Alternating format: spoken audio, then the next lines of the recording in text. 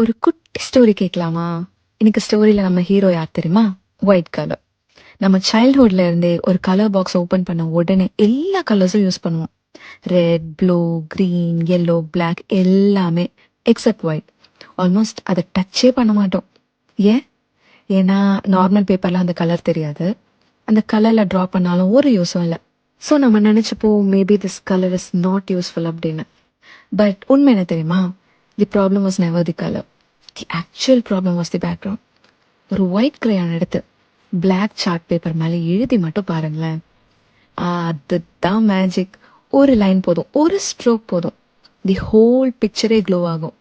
White chart பேப்பரில் கூட கலர்ஃபுல்லாக இருக்க நம்ம எல்லா கலர்ஸும் யூஸ் பண்ண வேண்டியது வரும்.